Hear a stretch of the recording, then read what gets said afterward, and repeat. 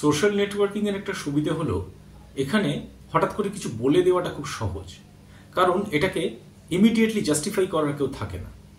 পরবর্তীকালে সেটাকে নিয়ে কোনো তর্ক বিতর্ক উঠতেই পারে, তাতে অবশ্য বক্তারই লাভ, কারণ পপুলারিটি আরো বাড়ে। কোনো এক ব্যক্তি, আমি তার নামটা এখানে ডিসক্লোজ করতে চাইছি না, ধরা যাক তার নাম A B, A for apple, B for ball. এরকম একজন ব্যক্তি হঠাৎ একটা মন্তব্য করেছেন সোশ্যাল নেটওয়ার্কিংয়ে যে রামকৃষ্ণ মিশন তাদের ওপর হওয়া বিভিন্ন অন্যায় বা অত্যাচারের যে ঘটনা, সেগুলো নাকি সমন্বয়ের ট্যাবলেট খেয়ে রীতিমতো হজম করে ফেলেছে। এমনকি তাদের যে মুখপত্র উদ্বোধন পত্রিকা, সেখানেও সে ব্যাপারে তারা কোনোদিন কিছু উল্লেখ করেনি। আমরা অনেকেই জানি যে পাকিস্তানে রামকৃষ্ণ মিশনের একটি প্রতিষ্ঠান ছিল, সম্ভবত করাচি শহরে, এবং এই এবি বাবুর লেখা থেকে জানা যাচ্ছে যে 1942 থেকে 48 সাল পর্যন্ত সেখানকার অধ্যক্ষ মহারাজ ছিলেন পূজনীয় স্বামী রঙ্গনাথানন্দজি, অর্থাৎ যিনি পরবর্তীকালে রামকৃষ্ণ মঠ এবং মিশনের ত্রয়োদশ অধ্যক্ষ মহারাজ হয়েছিলেন। এবং আমরা এটাও জানতে পাচ্ছি যে সেটা একটা বেশ বিশাল বড় প্রপার্টি ছিল, প্রায় 5 একর জমির ওপর সেই আশ্রম নাকি প্রতিষ্ঠিত ছিল, এবং সেখানে মন্দির, স্কুল, লাইব্রেরি সহ বিভিন্ন রকম কর্মসূচি সেখানে তারা পালন করতেন আর কি। তারপরে 1947-এ দেশ ভাগ হলো এবং পরিস্থিতি নাকি বেশ চরম প্রতিকূলতায় পৌঁছলো 1949 সাল নাগাদ। তো তখন যতটুকু এই আমাদের এবি বাবু জানাচ্ছেন যে চূড়ান্ত প্রতিকূলতার মধ্যে আশ্রমের কার্য চালানো প্রায় অসম্ভব হয়ে দাঁড়ালো, এবং সেখানে নাকি প্রায় 60,000 বই ছিল সেই লাইব্রেরিতে, সমস্ত বই নাকি পুড়িয়ে ফেলা হয়েছিল, এবং বাধ্য হয়ে আমাদের পূজনীয় মহারাজ তিনি বিভিন্ন সংখ্যালঘু সম্প্রদায়ের মানুষদের নাকি বোম্বাইগামী একটা জাহাজে তুলে, অর্থাৎ আজকে যেটা মুম্বাই, সেরকম জাহাজে তুলে নিজেও সেখান থেকে চলে আসতে বাধ্য হন। এই পর্যন্ত সব ঠিকঠাকই ছিল, কিন্তু শেষে উনি লিখছেন যে এই সব ঘটনা পরবর্তীকালে রামকৃষ্ণ মিশন সমন্বয় ট্যাবলেট খেয়ে বেমালুম হজম করে ফেলেছে। এই ব্যাপারটা আমার কাছে ঠিক পরিষ্কার হলো না, এবং সমন্বয় ট্যাবলেট বলতে এখানে উনি কি বোঝাতে চাইছেন আমি সেটাও ঠিক বুঝতে পারছি না। এবং তার সমর্থনে আরেকজন লিখেছেন, অর্থাৎ কমেন্ট বক্সে লিখেছেন যে রঙ্গনাথানন্দজি নাকি কাউকে বাঁচিয়ে টাচিয়ে পালিয়ে আসেননি, তিনি সমস্ত বিপদগ্রস্ত মানুষদের ছেড়ে নিজে নাকি ওখান থেকে পালিয়ে এসেছিলেন। আমি জানি না যে এই রঙ্গনাথ মহারাজের পালানোর কোনো ছবি ওনার কাছে আছে কিনা, বা পাকিস্তান সরকার তাকে গোপনে কোনো তথ্য জানিয়েছিল কিনা, আমার জানা নেই। তবে এরকম একটা মন্তব্য উনি করেছেন। এখানে শুধু এই দুজন ব্যক্তি নন, এরকম ধারণা পোষণকারী যে কোনো মানুষদের কাছে আমি একটা প্রশ্ন রাখতে চাইছি। আমি কোনো সমালোচনা করছি না, বাক স্বাধীনতা আপনাদেরও আছে, আমাদেরও আছে, কোনো অসুবিধা নেই, কিন্তু আমি নিজেই একটু ক্লিয়ার হতে চাইছি ব্যাপারটাকে নিয়ে। আমরা যদি মহাভারতের কথা ধরি, তাহলে সেখানে কুরুক্ষেত্রের যুদ্ধের মধ্যে একটা খুব ইম্পর্টেন্ট পোর্শন হলো চক্রব্যূহ। আমরা জানি যে চক্রব্যূহটা রচনা করা হয়েছিল অর্জুনের জন্য, কিন্তু ঘটনাচক্রে এই চক্রব্যূহের মধ্যে ঢুকতে হয়েছিল অর্জুনের নাবালক পুত্র অভিমন্যুকে, হয়তো 15-16 বছর বয়স হবে। এবং এই চক্রব্যূহটা প্র্যাকটিক্যালি আজকের দিনে দেখতে গেলে ইটস লাইক আ ট্র্যাপ, যে আমাকে সেই চক্রব্যূহ ভেদ করে ঢুকতে হবে, আমাকে আমার এনিমিকে অ্যাটাক করতে হবে, মারতে হবে, এবং সেই চক্রব্যূহ ভেদ করেই আবার বেরিয়ে চলে আসতে হবে। এবং এই নাবালক ছেলেটিকে যুদ্ধ করতে হয়েছিল 7 জন মহারথীর সঙ্গে, অর্থাৎ আজকের পরিভাষায় দেখতে গেলে প্র্যাকটিক্যালি 7টা বড় বড় পাওয়ার, যেমন পিতামহ ভীষ্ম, দ্রোণাচার্য, কর্ণ ইত্যাদি আরও অনেকের সঙ্গে। And I am quite sure যে অভিমন্যু এটা জেনেই ঢুকেছিল যে সে আর ফিরতে পারবে না। Secondly, he entered into the trap without having any back support. তাকে একা যুদ্ধ করতে হয়েছিল, কিন্তু তাকে সারাদিন যুদ্ধটা চালিয়ে যেতে হয়েছিল। প্র্যাকটিক্যালি এই চক্রব্যূহের সঙ্গে একটা মিল পাওয়া যায় আমাদের 1930 সালে ঘটে যাওয়া রাইটার্স বিল্ডিংস অ্যাকশনে। I am definite Binoy, Badal, Dinesh তিনজনই এই মানসিকতা নিয়ে রাইটার্সে ঢুকেছিল যে আমরা আর ফিরব না, কিন্তু তা সত্ত্বেও এই দুপক্ষকে যুদ্ধটা করতে হলো, অর্থাৎ অভিমন্যুকেও এবং বিনয়, বাদল, দীনেশকেও। Now my question is to you mister AB and your supporter, that what is the moral of the story? আমরা যদি এক কথায় ডিফাইন করি তাহলে একটাই অ্যান্সার পাই, দ্যাট ইজ স্ট্র্যাটেজি।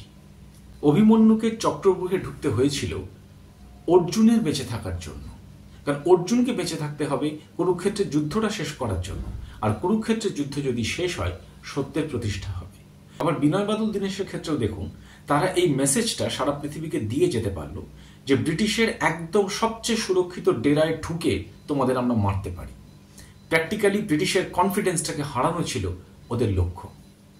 আসলে মুশকিলটা কি জানেন, কোনো বড় উদ্দেশ্য যদি পূরণ করতে যেতে হয় তাহলে প্রচুর স্যাক্রিফাইস লাগে, ছোটখাটো অনেক ঘটনা ঘটে, কিন্তু তার জন্য মূল লক্ষ্যটা থেমে থাকতে পারে না।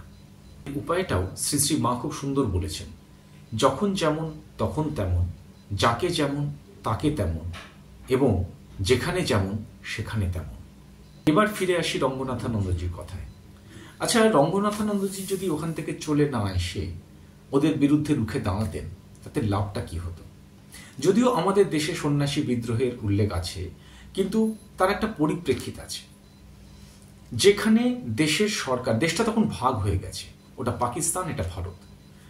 পাকিস্তানের সরকার, পাকিস্তানের স্থানীয় প্রশাসন, সেখানকার পুলিশ, এমনকি সাধারণ মানুষ পর্যন্ত তাদের বিরুদ্ধে। সেখানে রুখে দাঁড়ানোর মানে আরও কিছু প্রাণের হানি করা।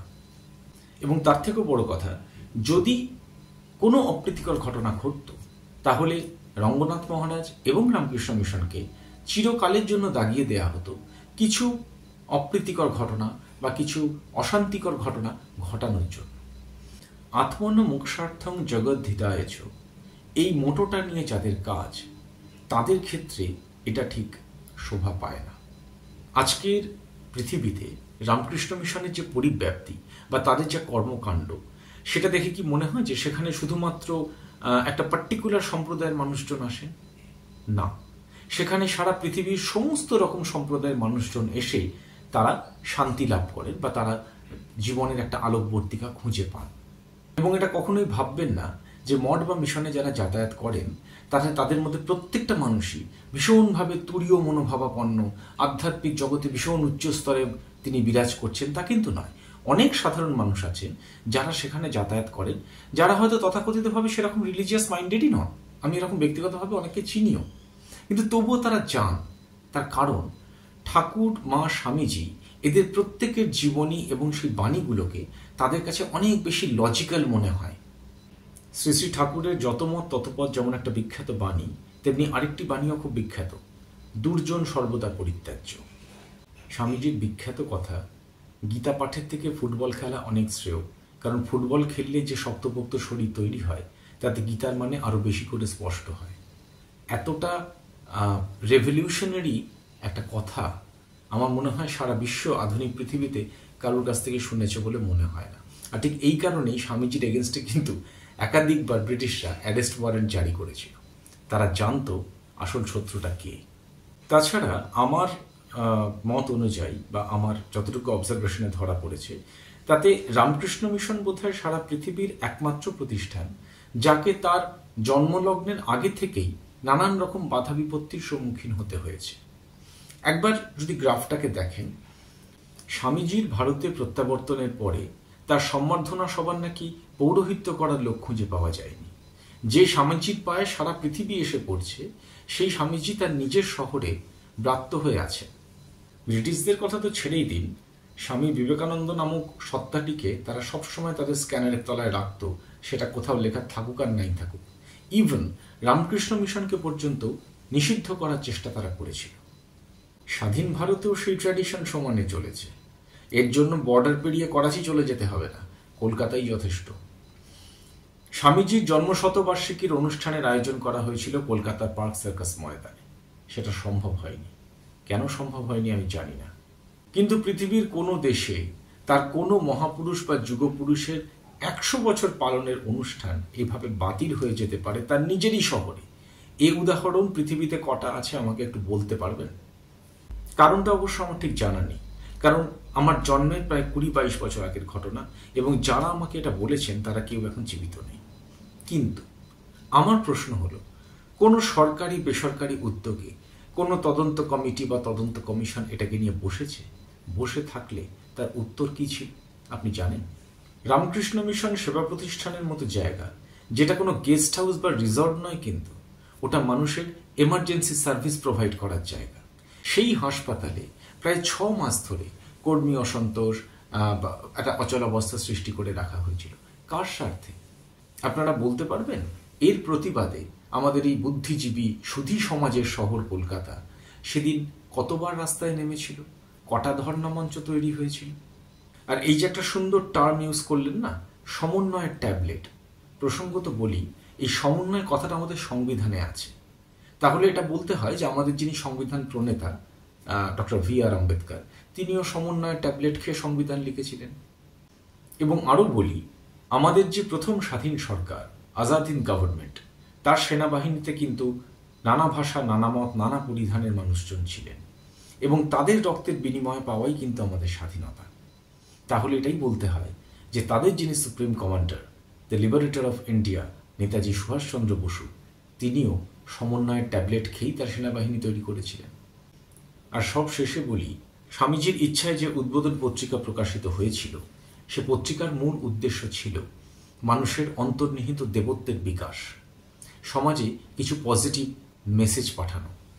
কারোর কাটা ঘায়ে নুনের ছেটে দেওয়াটা ঠিক উদ্বোধন পত্রিকার কাজ নয়, এবং উত্তরোত্তর তার জনপ্রিয়তা বা সার্কুলেশন যাই বলুন, সেটা বাড়ত না।